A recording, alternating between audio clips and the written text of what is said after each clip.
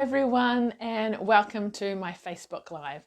It's Angela Palmer from Stamp with Angela, and I'm looking forward to sharing some crafting with you today. Today I'm going to share about watercolouring. I'm not sure if you are aware, but this month is World Watercolouring Month. So Stamping are promoting watercolouring, and I thought I would share some creations with you today that involve watercolouring as well. So on Tuesday, the first Tuesday of the month, is my coffee and cards at the local Vero Cafe, and one of our cards involved a little bit of a watercolouring background. So I'm going to show that card with you today, and then I'm going to share another technique using some watercolouring as well. And there's lots of different ways that you can use watercolouring and things, so hopefully over the month I'll be able to share some more with you, but I'll share a couple of the basics to help you get started with watercolouring of what you need, because the paper that you use is quite important as well. So thanks for joining us. Joe, hi, thank you for joining us today. So appreciate if you're here live, or maybe you're getting to watch the recording later. If you have any questions, please feel free to ask as we go. I'll do my best to keep an eye on any questions and things. If I don't get to answer them during the live, or you're watching later, please comment and I will comment again later. So thank you for being here today. I am trying to make this a regular thing on a Thursday afternoon. Unfortunately, couldn't be here last week because I needed to work. I work at the school library, and the other lady was sick, so I went in. So ideally, each Thursday around 1:30, I'm hoping to do these Facebook Lives. All right, so let's get crafting. Go. So these are what we did with coffee and cards. So if you have a look at the background, it's got that sort of the watercolour background there with some stamping on it. They're fairly simple cards, but great for background. And then the second card that we're going to make is, so these are note cards. And then the second card are these ones here, which creates a colour block on the back. And that's using watercolouring and actually the clear blocks that you put your stamps and things on. All right, so we will get started. So with this one, I am using the note cards, and I'm using, with the stamps that I've used are either, you'll recognise some here from the Forever Fern, so I've used this one here and this one. And then the other one I've used is the Nature's Prints, which is one of my favourites at the moment. And I was using it before, so I think I've moved it away and I haven't got it right here now. Yeah, I've been using it as I've been preparing for extravaganza. So I'll see if I can show that to you at the end. All right, and the colour I've used is Mossy Meadow. So it's kind of a more neutral, darker green type colour. So with watercolouring, you need some brushes. So these are the water painters. They come in a set of 3, and if you have a look at them, they have different sized brush tips. There we go. So we've got very fat, which I'm actually going to use today, kind of a medium, and then a small. And you can fill them up with water in them, so they're ready to go.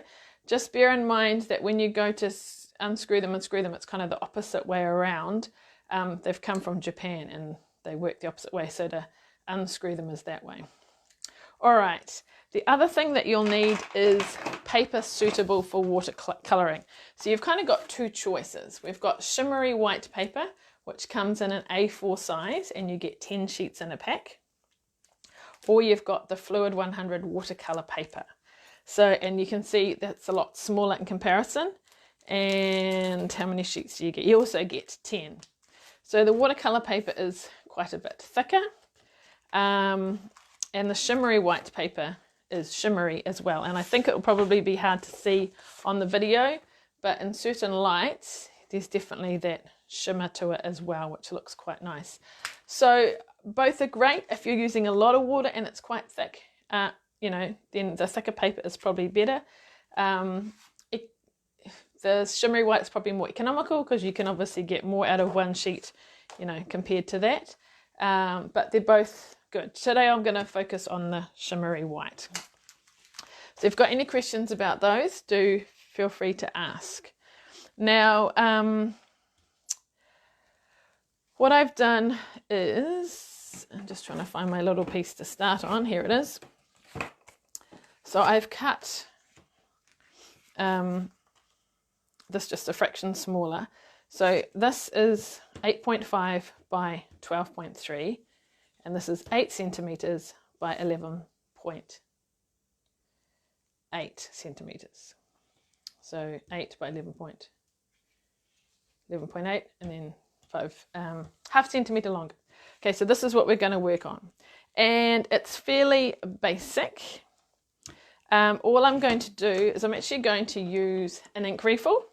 So you can use the ink, you can use the ink refills. We've also got watercolor pens, but I'm going to focus today on inks and ink pads. So the color I've used in the background is Sahara Sand, and I'm just going to get a block and put a drop on it. And what I might do is grab another piece of paper and just put it behind, so that if it is getting a bit wet or anything, we don't damage that one. So I'm going to use my big thick brush, and I'm going to squeeze it and put some water onto it, so it kind of dilutes it. So can you see that? And then I'm basically just doing that on the back. So with the watercolor paper, it doesn't kind of absorb it. It lets you kind of, it works well on the paper and is designed for having water. Now the big thing with watercoloring is you do need to let it dry. So when we did coffee and cards, we did this, we put it aside, we made our other card, and then we came back to this once it's dried. So you can do that, put it aside and come back to it. Or if you've got a heat tool, you can heat it with a heat tool, and that dries it very quickly. Or you have one that you prepared earlier, which is what I've got here. Okay, so I'll bring back a card again so you can see what we're kind of doing. So it's basically just stamping an image and a sentiment. And if you have a look, I've done it slightly differently. I've put the sentiment higher and that below.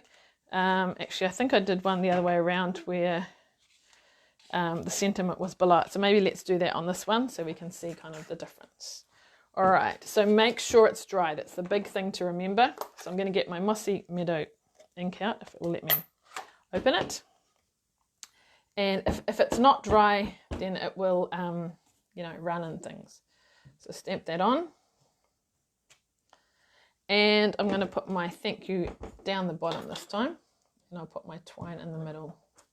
So I like to make some thank you cards because for my customers and things who have bought from me. All right, I'm going to use some tape. I like to be economical when I put on my twine and things. So once I find the end, going to put a piece at the back, at the bottom. So think about where it's going to go. So these are nice quick cards you can make, and you can also stamp your envelope because note cards come with the envelopes too, and then it will coordinate. So we're just going to start there, go across, stick it to the tape that is there, and then bend it back. Rather than wind it round, we're wasting a lot. So this is just being a little bit more economical. I like to kind of cross it over, so sticking it there on the back, cross it over, and then cut it off. Now with my paper snips, I've got this pair here with the red on it. That's only for trimming ribbon and twine and things. And my other ones are for paper, because I find if I try now and cut ribbon and things with these ones, they're just not sharp. But if I keep them solely for ribbon and things, then they're good. Just tidy it up a bit, and I'm just going to do a little knot on the front too, just to finish it off. Sorry, I'm all fingers and thumbs when I'm on video live. There we go. Okay, nearly done. So then I've got my backing piece and then my actual card, which I've put down here. So, and my glue. Hi Juliet, thanks for joining us today too. Lovely to see a few of you watching me live here, thank you. All right, there we go. So you can imagine if it was just a plain background, it would be a little bit boring, but just that subtle colouring is quite nice. So that was Sahara Sand. So like that, and then my card base. So these are pre-scored, but just sort of make sure it lines up as you crease it with the bone folder to give a nice crisp edge. Try not to drop it on the floor. Okay, here we go. So I tend to like glue because it's quick, easy, and you get to, you know, wiggle it around and adjust it. There we go. Oh, and we've had Natalie joining us too. Lots of people joining today. Wonderful, thank you. All right, there we go. So that's our quick, easy note card with a watercolour background, Sahara sand. Make sure you let it dry and then stamp your images and things on it. And of course, try completely different colour combinations. I wanted something kind of neutral, so it could be, you know, for anyone, men as well. All right, now we're going to get onto our other card. So this is a standard size one, and you'll see a few variations. And sometimes you have to play around and see how things go. So when I first did this, I did Mossy Meadow and I did the ink, and it was so dark, and I thought I put my example aside to show you, but I can't see it. Here it is. It was very dark. I kind of thought if I stamp on that, I'm not really going to see it. So I decided to go for a lighter colour. So I've actually, for my background, gone with Old Olive, and then I've stamped with Mossy Meadow. So you may be wondering, where is that image from that I'm using? So this is the Wonderful World stamp set, and there's also some paper that goes with it, which I have here. I haven't used the paper today. Sorry, it kind of takes up the whole screen. So that's one side with lots of flowers, similar sort of style to those. And then the other side is more your sort of patterns, mainly one colour or a little bit of variation there. So these are a celebration product. So celebration is something that we've got at the moment for July and August. And there's a whole range of products that you can get for free when you spend $110, or some that you can get when you spend $220. So if I find the right page, here we go. So this is both a stamp set and paper combined. If you place an order, it can be anything from the mini to the annual catalogue. Spend $220 before shipping, and then you can get the stamp set and the paper for free. So yeah, any questions about celebration, and as well as products for free when you buy. If you're interested in joining up, there's a special offer, and also if you host or get a big group of orders together, there's an extra stamp set that you can receive for free as well. So if you don't have a demonstrator and you'd like a catalogue, get in touch with me, comment or whatever. And I know some of you that are watching today are customers, and catalogues are on the way, which is cool. So be on the lookout for those. All right, so let's get back to our crafting and things. So what we need to do is create this background. So you'll see it's quite different. This one here is a very clean look. It's fairly, you know, blank around the edge. I could put a couple of sparkles on it if I wanted. This one here, you'll see a bit of the ink has kind of dripped, and that's okay. This one here, we've got a bit of splatter. So I sort of accidentally dropped a bit, because I'm trying to remember if this might have been the Mossy Meadow after I did it one layer. I used the same block still, just tried to make it a bit lighter, but it still kind of dripped everywhere. And those splatters can be added later with a pen as well. So, you know, you can get different kinds of looks. It is a little bit messier than the other background I did, and so you do need to be a little bit careful. So let's get started. So I'm going to bring this over in case it gets a bit wet, and I'm also going to bring my stamping piercing mat just so it's a little bit spongier, because it helps to get the ink. So I'm going to use a long thin block, so you can make your shape whatever you like. So I'm going to use this one here, and I'm going to use the ink from the ink pad this time, and I'm going to spritz. That's where we get a bit messy. So I'm just going to put, that is quite a bit, it might be a bit too much, but we'll see how we go. And I've got a spritzer here. So this is a little spray bottle, and we're just going to spray some water, and I'm just going to try and sort of from a distance just see how it's spraying over there. That's why we're kind of, so you want enough water but not too much. And then the challenge is to tip it over without kind of dripping it everywhere. Again, it might be a bit too much colour. And don't lift it up straight away. Kind of hold it there, see how it goes, and let the ink kind of sink in. Now I've got another one as well, so if we need to kind of, we've got a lot of ink, we can, yeah, that is quite dark. Let's have another little go. I won't do quite so much. I'm just going to give that a wipe. Just try to do a little bit less ink.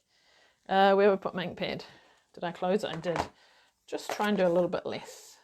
Maybe just a couple of... It's a very inky ink pad. So just going to kind of... Right, let's move that out. So like I say, it's a little bit of trial and error. And I've did a few before this afternoon. So you can kind of... Right, let's try again. Push it down. Oh, there we go. That's a little bit lighter. Not quite so much ink up there, but I don't know if it's quite straight either. Oh, there we go. It's running a bit. So you could, if you want, you can just leave it. See what I mean about a bit of splatter? You could kind of dab it a little bit to help it dry. And then we would need to let those dry or dry them with a heat tool. But again, I have some that I prepared earlier that are definitely dry. So you'll see with this one, you can see there's a bit of splatter. This one, oh, again, a little bit of splatter. The other ones I did were not too much splatter. So while this is here, so if you look at that, they're quite wet, so they definitely need drying. So we'll put those aside. If you do want to add a bit of splatter to it, all you need to do is, if you've got the marker, open it up and just flick down, and it just flicks. Can you see some ink on it? I can't hold it up to you, sorry. That kind of effect. And you can add, you could do it with a blend, you could do it with a marker, so if you've got a colour that kind of coordinates. All right, and it's very simple. We just need to stamp our image and stamp our sentiment, and then add our twine on. Oh, so this is the one where I decided, do I put the twine above or below? So that was where I'd done it differently. Okay, so let's use our image from the Wonderful World stamp set. And I'm going to stamp it in Mossy Meadow so it is a bit darker. And it doesn't matter if it's slightly bigger than the image shape, but I just think it makes an interesting background. Well, let's do that one straight up and down.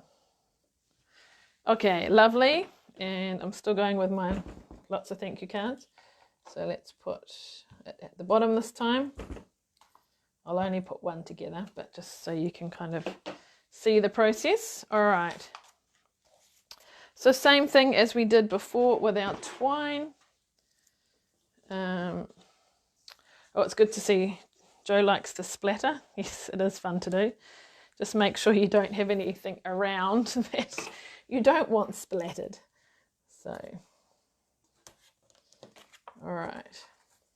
So of course you've got different size blocks. So you could do, something this big if you wanted, or a nice little one. You can, change it up. But I wanted sort of that part of, the card, and then sort of something around. So yeah, you can use different colors, different blocks, have lots of fun with it. Just bear in mind that this one is a little bit messier than the first card. All right, but you can have lots of fun with watercolouring and things. And the watercolour painters make it nice and easy because there's all the water already in it. So I'm going backwards and forwards again, keeping it, being economical with my twine. And oops, we're not quite so straight on that one. We can adjust it, it's all good. So you could do a bow, you could do just a knot. And like I say, you could add some embellishments if you want. I'm going to cut it off, otherwise I'm going to be getting all tangled. So have you tried any other watercolouring techniques? I'd like to hear what you enjoy doing if you have. All right, so then I'm going to put this onto here. Just looking, seeing if anyone's commented there. Obviously, you can colour images with it as well, create backgrounds, all sorts of things. We're using inks today, the ink refills and the ink pads. but you can use, you know, watercolor painters and things as well. All right, there we go. So for my card base, I've used the thick Whisper White. You'll notice it's slightly more creamier, but you know, when it's all on, it all works well. You could always stamp some flowers inside as well. There we go. So a couple of fairly easy cards, just involving your watercolouring. So remember, I've used shimmery white paper for this. There is the watercolour paper that you can get as well. And I used, for the block, we used the spritzer, which we just fill up with water. But just remember to be careful with your area around you, because it does get a little bit messy if you're not careful. And the stamp set was this wonderful World one with the paper that matches as well. So has anyone got any questions before I finish? I appreciate you watching today. Thank you.